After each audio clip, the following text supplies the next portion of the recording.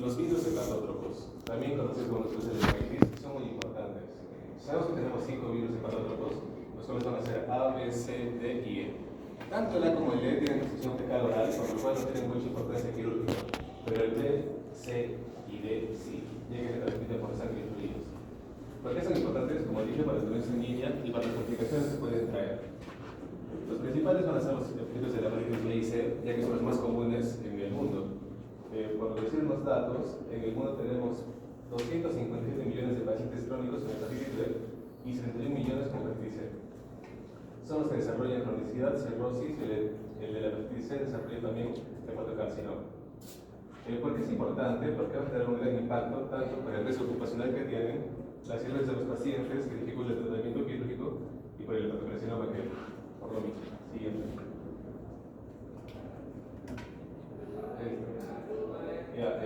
Epidemiología. Acá tenemos un mapa del Perú con la incidencia del virus de la hepatitis.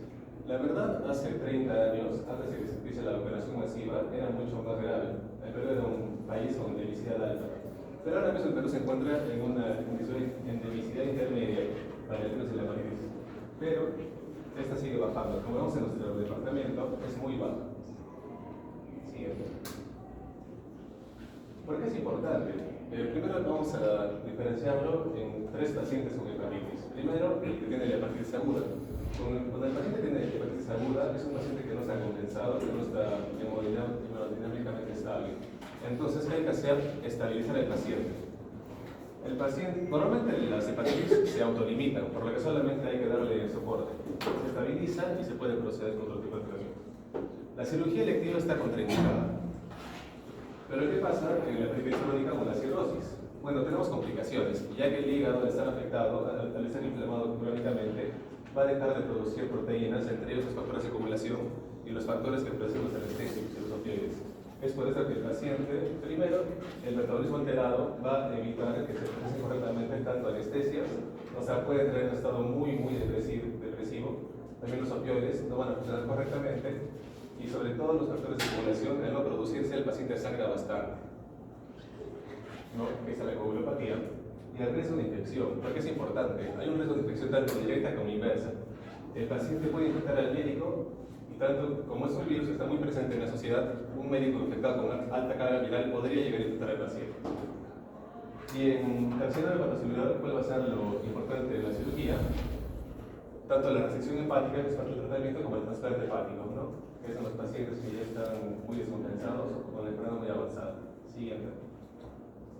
Riesgo ocupacional. Es muy importante. Como médicos, como cirujanos, el personal de salud está muy en riesgo de contraer el virus. ¿Por qué? Vamos a fijar el panorama. El VIH, que es un virus común que se transmite por fluidos y por sangre, tiene un riesgo de contagio tras un pinchazo de aguja del 0.3%. 0.3. El virus de la hepatitis C del 3% y de la hepatitis B de un 30%. O sea, es casi 100 veces más contagioso que el virus del VIH. Es por eso que hay que tener en cuenta el riesgo de contagio. Hay un riesgo, como se puede deducir, en cirugías con alto sangrado o en cirugías de emergencia porque el cirujano está apurado, está preocupado por salvar al paciente. Entonces, en ese trajín puede contagiarse, ¿no? Siguiente. No, todavía no retrocede. Esta imagen es muy importante, ya que está terminantemente prohibido desde hace varios años reencapsular las agujas, ya que en el reencapsulamiento hay mucho riesgo de un pinchado accidental, lo cual podría terminar en el contagio del virus. Siguiente.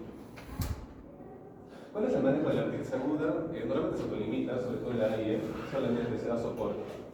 En el virus de la hepatitis B se pueden dar antivirales, solamente en casos, como el doctor nos comentó, cuando es una hepatitis fulminante o de formas graves. Y la vacuna, ¿no? Claramente, la vacuna es muy importante ya que reduce el riesgo, reduce la morbilidad en un 95%. El virus de la hepatitis C actualmente no tiene vacuna, por lo cual lo que vamos a realizar es la antiviral de sección directa para evitar que se cronifique. Y para el hepatitis fulminante se hace traslado UCI y se trata de evaluar y solicitar un trasplante hepático. Acá tenemos los síntomas principales de una hepatitis para reconocerla: ictericia, dolor de abdomen, diarrea y vómitos. Siguiente. Y bueno, la bioseguridad. ¿Qué podemos hacer como en el hospital, como cirujanos, como estudiantes? Promover la bioseguridad. Primero, la vacunación obligatoria. un paciente vacunado no va a sufrir de esta enfermedad como un paciente sin vacuna. Luego la protección en el quirófano, el uso del doble guante, que bueno, está generalizado, la protección también tanto ocular como facial. Como ya dije anteriormente, está prohibido, totalmente prohibido, encapsulados en luchas por el riesgo de pinchazo y una profilaxis post-exposición. Si alguien se contagia, digamos, el cirujano se contagia, se tiene que iniciar inmediatamente inmunoglobulinas con la vacunación, si es que no está vacunado. Bueno, ahora continuamos con el VIH. El VIH es un retrovirus de la familia retrovirales. Puede sentarte ahí, ¿no? Los demás también pueden sentarse, solo los profesores y los que están manipulando. Adelante. El VIH, o virus de inmunodeficiencia humana, es un retrovirus de la familia retrovirales caracterizado por su progresión lenta y persistente en el organismo. Fue descrito por primera vez en Estados Unidos en 1981 cuando se reportaron casos de neumonía por Pneumocystis jirovecii. Se estima que más de 38 millones de personas viven con VIH a nivel mundial y la infección no tratada conlleva al SIDA, que es el síndrome de inmunodeficiencia humana, estadio avanzado, donde las defensas inmunológicas están severamente deterioradas. Ahora, para recordar la fisiopatología del VIH, este virus principalmente infecta a los linfocitos TSD4, los macrófagos y las células dendríticas. Pues se va a unir al receptor CD4 y a los receptores CCR5 y CXCR4. La GP120 que se encuentra en la envoltura del virus se acopla y la GP41 permite la fusión con la membrana. El transcriptasa reversa convierte el ARN viral en ARN complementario, por lo que el ARN viral se eleva al genoma gracias a la replicación. El virus destruye células CD4 de propagación progresiva y según la evolución natural de VIH, si es que el paciente no recibe tratamiento, va a haber una infección primaria donde hay alta viremia, va a haber disminución de los CD4, luego está el periodo de latencia viral, donde hay una baja replicación, el paciente puede estar asintomático durante años, y luego el estadio SIDA, donde los CD4 está, el conteo de CD4 es menor a 200 células, y el paciente está afectado por infecciones oportunistas o cánceres relacionados. Bueno, ahora el VIH y la cirugía. Las indicaciones biológicas frecuentes del VIH son las infecciones oportunistas complicadas, las que pueden crear abscesos, empiemas o perforaciones intestinales, las neoplasias asociadas como la resección del sarcoma de Kaposi o linfomas, o cirugías comunes que cualquier otra persona podría tener, como apendicitis, colicistitis, hernias, que nos lleva a tener las mismas indicaciones pero con más precaución debido al riesgo de contagio. Bueno, ahora tenemos la etapa preoperatoria. En esta vamos a utilizar la estrategia ERAS, la cual tiene como objetivo reducir el estrés quirúrgico y acelerar la recuperación. En la evaluación inicial vamos a completar todos los exámenes iniciales, auxiliares. Durante los 3 primeros días tras la atención del paciente, se debe registrar los datos personales del paciente, los exámenes básicos como el hemograma, la orina, la función renal, la función hepática, la función cardiopulmonar, tiroidea y electrolitos. Se debe realizar una radiografía de tórax, ecografía, se puede también realizar una tomografía o resonancia según el caso, y se debe detectar hepatitis virales, sífilis y tuberculosis, que es algo mismo, que son infecciones oportunistas en los pacientes con VIH. En la historia clínica se debe recolectar los antecedentes quirúrgicos, alergias, consumo de agentes nocivos, fármacos en uso, etc. En las evaluaciones específicas se debe confirmar el diagnóstico de la patología quirúrgica y el plan operatorio. El sistema respiratorio se debe identificar y tratar infecciones oportunistas pulmonares, como la neumonía por neumocystis jiloviae. En la función inmune es muy importante, debido a que el conteo de CD4, si es mayor o igual a 350, el manejo va a ser similar a pacientes que no tienen VIH. Mientras que si el conteo de CD4 es menor a 350 pero mayor a 200, la cirugía debe hacerse una cirugía con mínima agresión. Mientras que si es menor a 200, es una cirugía de alto riesgo, por lo que se debe considerar si es que lo que se va a llevar a operaciones no puede ser tratado de otra manera. El riesgo quirúrgico, que si el puntaje es mayor a 9, nos puede dar una sepsis postoperatoria del 10%, y si el puntaje es mayor o igual a 10, puede haber una sepsis de hasta el 90%. También es importante revisar el estado nutricional del paciente, porque mayormente los pacientes que están en estadio SIDA se encuentran desnutridos. Y la preparación preoperatoria, que es como en cualquier otra cirugía. Luego, en la etapa intraoperatoria se elige la anestesia adecuada. Generalmente es segura, sin embargo puede inducir inmunosupresión transitoria de 3 a 11 días. Puede haber interacciones con los antirretrovirales, por lo que se prefieren fármacos que no dependan del citocromo P450. Y se debe evitar el midazolam y el fentanilo. La técnica anestésica depende del tipo de cirugía y se evita... Están con celulares, por favor, están hables y cualquier otra cosa. Escuchen lo que tengo que decir. Se debe evitar la anestesia raquídea en casos de VIH, en casos de pacientes que tengan neuropatía, hipertensión intracraneal o infecciones del sistema nervioso, como la meningococosis. En la intubación y vía aérea se debe evaluar la vía aérea con anticipación. El monitoreo intrarrespiratorio, el monitoreo ventilatorio de temperatura, control estricto para reducir inmunosupresión y complicaciones.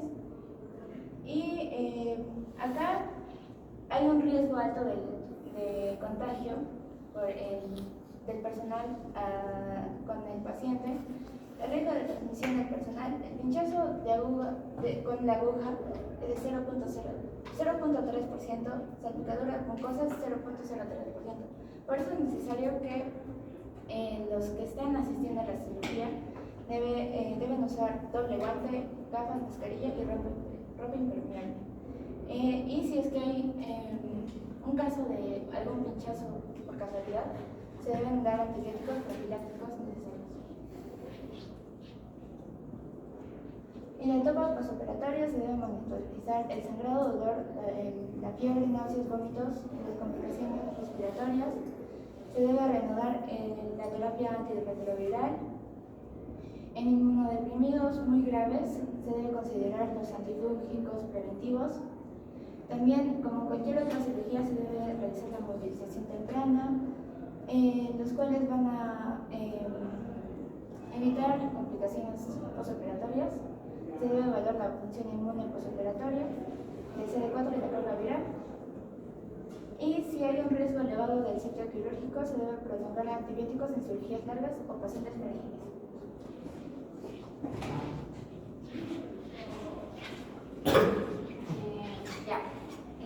Ahora les voy a hablar de lo que es el herpes virus. Pertenece a la familia Herpesviridae. Tiene un ADN bicatenario con una cápside icosaédrica con una envoltura lipídica. Tiene una capacidad de latencia en ganglios nerviosos o linfocitos y también se reactiva por estrés, fiebre, inmunosupresión o cirugía. Son infecciones crónicas recurrentes e importantes en pacientes inmunodeprimidos y quirúrgicos. La clasificación de los herpes virus. El herpes simple tipo 1 usualmente produce herpes labial, que vendrían a ser lesiones en labios, boca, encías, y también puede causar queratitis, encefalitis y ocasionalmente lesiones genitales. El herpes simple tipo 2, el principal agente del herpes genital, tiene riesgo de transmisión perinatal, que vendría a ser la herpes neonatal. Luego el virus de la varicela zoster, que produce varicela en la primoinfección y puede reactivarse como herpes zoster. El virus de Epstein-Barr, que causa la mononucleosis infecciosa, asociado a ciertos cánceres como el linfoma de Burkitt y el carcinoma nasofaringio. El citomegalovirus, que es una infección congénita más frecuente, importante en pacientes inmunodeprimidos, dentro de ellos la retinitis, la angiogenitis y la colitis. Luego tenemos el herpes 6, que produce un exantema súbito como la roceola infantil. El herpes 7 también es exantema súbito y otras infecciones leves en niños. Y el 8, que es asociado al sarcoma de Kaposi, que es un linfoma primario de cavidades y enfermedad de Castleman multicéntrica. Luego, la relevancia quirúrgica. En el herpes simple tipo 1 tenemos que en cirugía tiene riesgo de reactivación tras cirugía en cara, labios o mucosa oral, como vendría a ser la cirugía plástica, maxilofacial o si no también las odontológicas, y puede complicarse con una infección secundaria. Se previene con bioseguridad en quirófano y antivirales profilácticos en los casos recurrentes.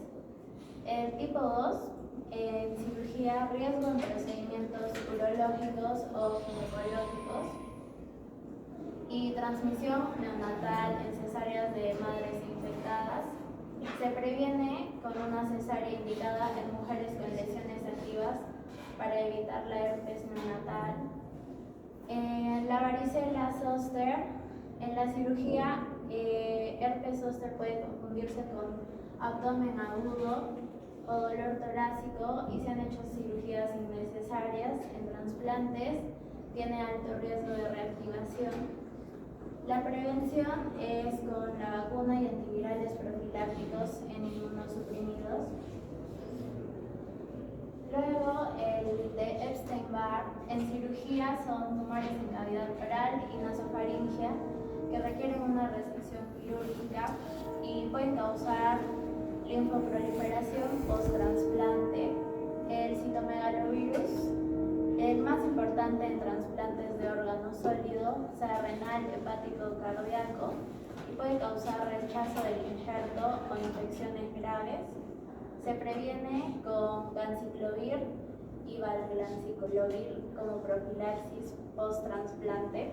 El 6 y el 7 tiene un poco impacto directo, pero en trasplantes puede reactivarse y complicar la evolución postoperatoria. El 8, lesiones cutáneas o viscerales pueden requerir resección quirúrgica o procedimientos paliativos y es más frecuente en el VIH en inmunosuprimidos post-trasplante. El diagnóstico y el tratamiento. Primero, el diagnóstico es clínico con las lesiones vesiculares típicas, el PCR para el ADN viral, la serología, sea IgM o IgG, la biopsia en lesiones sospechosas de neoplasia, como vendría a ser el sarcoma de Kaposi o los linfomas.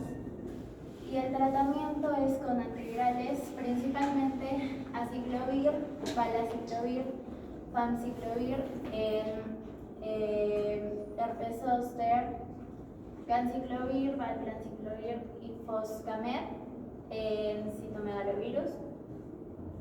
El tratamiento quirúrgico asociado es la resección de tumores vinculados a Epstein-Barr y al herpes 8, que sería el de sarcoma de Kaposi, el manejo de complicaciones de inmunosupresión post-trasplante y las vacunas contra la varicela y el herpes zóster.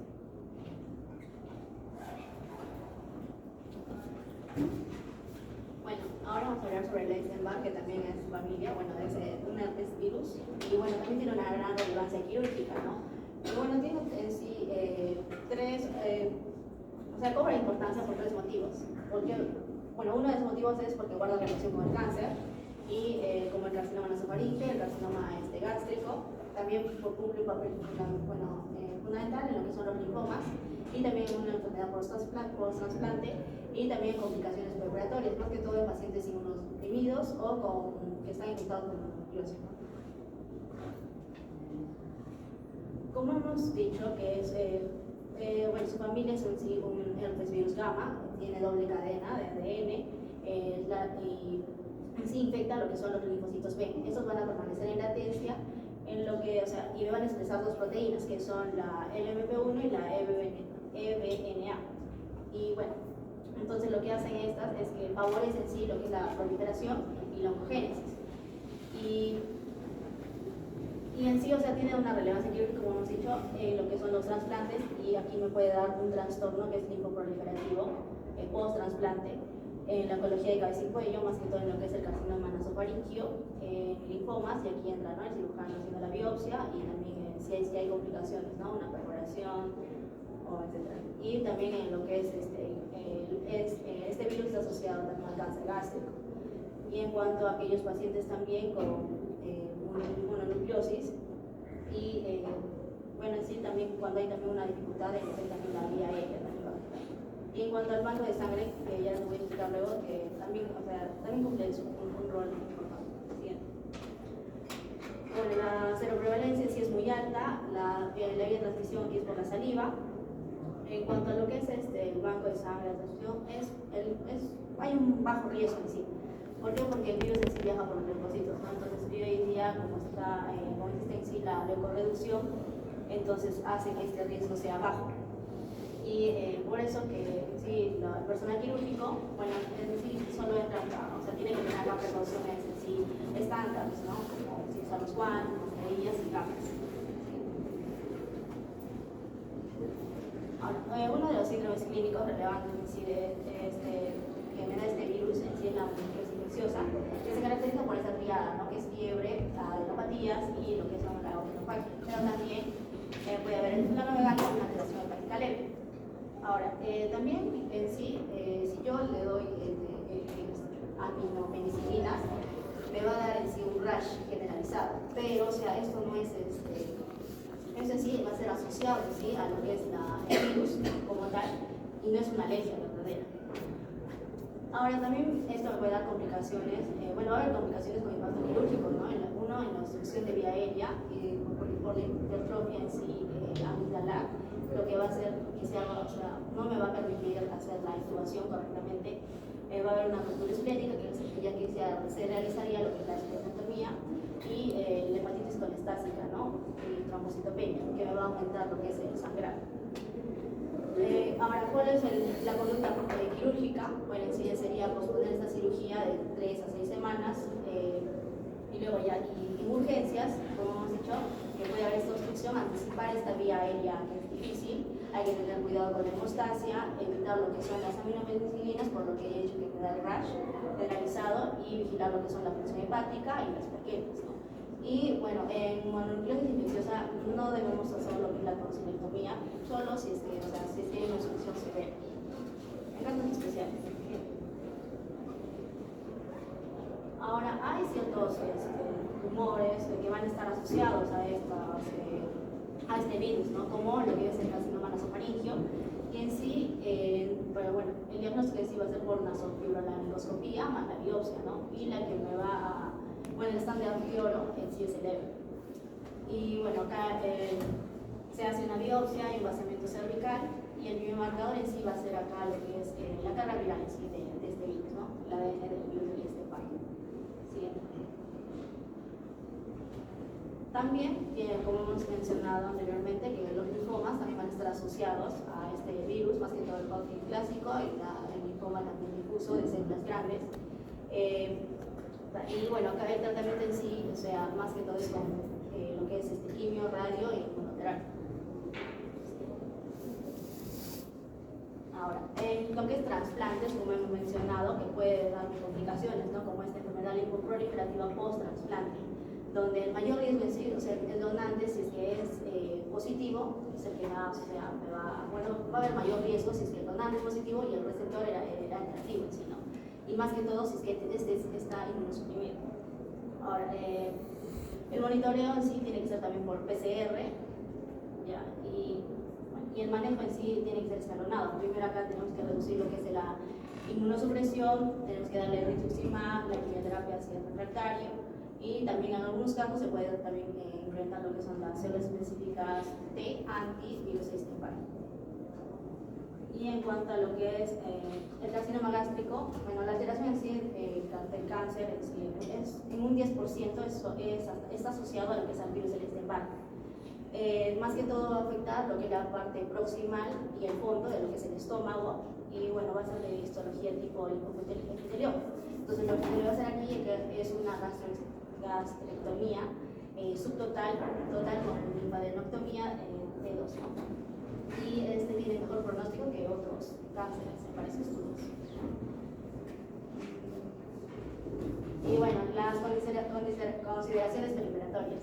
Bueno, en el preoperatorio lo importante acá es que nosotros tenemos que preguntar, ¿no? O sea, ver los síntomas de la mononucleosis infecciosa, explorar bien lo que es el vaso y pedir, ¿no? En el laboratorio lo que es el hemograma, el perfil hepático, la puntuación, y dar un seguimiento también con el ADN de este virus, el Epstein-Barr, y evitar las antipenicilinas por el rash. Y en el intraoperatorio hay que anticipar la vía aérea difícil por la hipertrofia amigdalar, hay que ser rigurosos con lo que es la hemostasia y bueno, hay que coordinar también con patología para pedir lo que es el EVER, ¿no? Y bueno, en el postoperatorio ya hay que vigilar acá lo que es el sangrado, la función hepática, y en el trasplante hay que darle seguimiento, ¿no? A lo que es el ADN de este virus para ver si para que no hay esa complicación de esta enfermedad proliferativa, ¿no? Y bueno, en cuanto a lo que es el cáncer nasofaringio, bueno, hay que dar también un seguimiento con el ADN de este plasmático. Ok, continuamos con el papiloma humano. Es muy común y se transmite por contacto sexual. Existen más de 200 serotipos, en los cuales van a tener, por ejemplo, algunos son de bajo riesgo, como las verrugas en la piel o en los genitales, y otros de alto riesgo, como los cánceres, o puede causar cáncer. Ya, entre cirugías y procedimientos, para poder eliminar esas verrugas que pueden llegar a ocasionar, tenemos la criocirugía, que se congela y destruye las verrugas con nitrógeno líquido. Lo que es la electrocauterización, que se utiliza una corriente eléctrica para quemar y eliminar. Esto alcanza una tasa de éxito entre el 72 y el 95%. Y tenemos otra que es para verrugas grandes o ubicadas en zonas delicadas como la vagina, el pene o la región perianal. Y estamos hablando de la exquisición quirúrgica, que se hace una extirpación con bisturí o con tijeras. También tenemos el láser CO2, que va a vaporizar lesiones con energía láser precisa y se controla la profundidad con gran precisión. Es útil en cuello uterino, vagina, pene o ano. Y en cuanto a la cirugía oncológica, por ejemplo, puede llegar a desencadenar un cáncer. Tenemos la histerectomía radical, que es para cáncer del cuello uterino, para el útero, la resección tumoral amplia, para el cáncer de vulva, pene o ano, la radioterapia, la quimioterapia, inmunoterapia y, por ejemplo, en esta tenemos la bevacizumab, que es un antigiogénico en cáncer cervicouterino avanzado, y el pembrolizumab, aprobado para cánceres por VPH metastásicos o recurrentes. Ahora, ¿cuál es la vacunación según el Estado peruano? El Estado coloca una vacuna tetravalente, en la cual es la Gardasil, que esta va a proteger los serotipos 6 y 11 para los condilomas y el 16 y 18 para cáncer de cuello uterino, pene, ano, vagina u oral. Y la importancia de todo esto es que se tienen que vacunar contra el VPH tanto hombres como mujeres y lo ideal es antes de iniciar relaciones sexuales. Ahora el Papa Nicolau para las mujeres y pruebas de VPH. Detección temprana de lesiones precancerosas. Y el uso del preservativo disminuye bastante. En cuanto a bioseguridad, como comentaba el doctor, es muy importante porque son principios, normas y prácticas, medidas preventivas destinadas para proteger la salud. Busca prevenir la transmisión de enfermedades y garantizar un entorno seguro, en el cual incluye el uso de barreras de protección, medidas de higiene, prevención de accidentes laborales y manejo de usos residuales hospitalarios. Aquí hay 3 niveles. El nivel individual. Hay una capacitación constante del personal de salud, uso correcto del equipamiento de protección personal, prácticas de higiene personal y de vacunación preventiva. A nivel institucional, hay protocolos estandarizados de esterilización y de limpieza, control de infecciones hospitalarias, monitoreo del cumplimiento de normas de bioseguridad y a nivel comunitario, lo que es el control epidemiológico y la prevención contra las infecciones. Muchas gracias.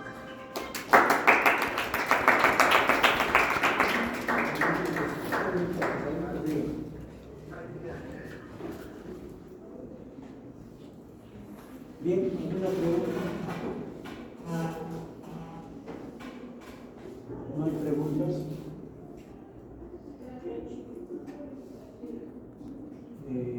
Les planteo una problemática al inicio, ¿no? ¿Qué hacemos si un estudiante de medicina o interno o interna o un residente, sobre todo si son de cirugía, médicos si son cirujanos y tienen VIH, ¿con qué conducta tomaríamos? ¿Quién ha puesto VIH? ¿Cuál sería tu opinión? No hay que, Perdón, no escuché. no hay que discriminar. O sea, no hay que tomarlo como si fuera algo muy otro mundo, sino que hay que tenerlo en cuenta. Ya, pero ¿qué hacemos todos en el aspecto técnico? Por decir, él tiene sí. Entonces, está estudiando medicina y va a entrar a operar. Va a entrar. ¿Qué hacemos? Como dije en el manejo de bioseguridad, el equipo tiene que usar doble guantes, equipo de protección, también O sea, ¿quién? ¿El que va a operar, el que tiene VIH o todo el equipo? En el caso, en lo que yo expuse, era el paciente, el que operaron, era el que tenía VIH. En el caso al revés. Yo creo que...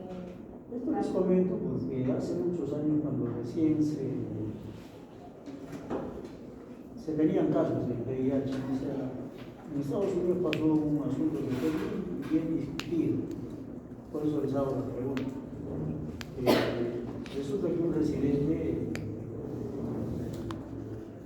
parece que tenía la enfermedad del VIH, hicieron sus pruebas y las tenían.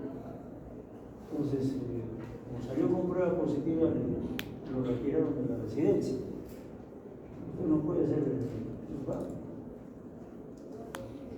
Entonces, el colega médico que era residente hizo pues una demanda con eso, que no podían prohibir. Esto fue llevado a niveles altos, a nivel médico y también legal, para ver qué se hacía.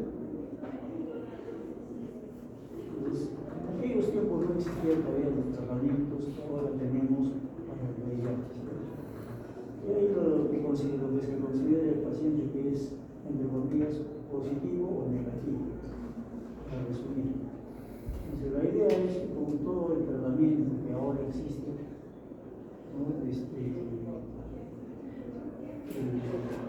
La persona o el colega o el profesional, sea cualquiera sea la especialidad, debe hacer este tratamiento en primer lugar y negativizar su riesgo de contagio. La conclusión sería eso. ¿Qué es lo que hizo este colega de Estados Unidos? Que al final permitió que después que demostraba que él no era activo, lo repusieron. Terminó su residencia y fue sin pago. Entonces, una cuestión bastante interesante, que lógicamente sí nos tiene que hacer pensar. Porque, por ejemplo, alguien que tiene VIH, yo estoy operando a su cliente, por A X de situación se pulsa y me pulsa, uy, ¿qué hago? El riesgo es muy poco, ¿no? Es el 0,3%, pero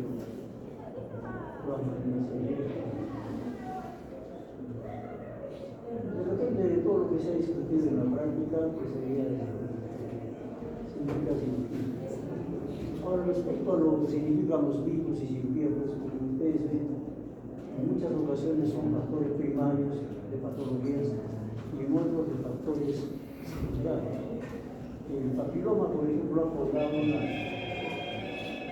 tremendo repunte en estos momentos. Estoy en clase, estoy yo no vi.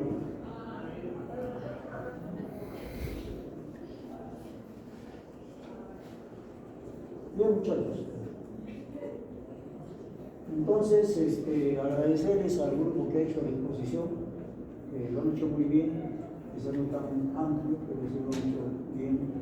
Y espero que lo que han conversado, como les había dicho al inicio, no sea solamente del mensaje teórico, sino que siempre lo tengan en su actividad médica y quirúrgica, siempre tengan estos principios. Son la base de un buen comportamiento médico y quirúrgico.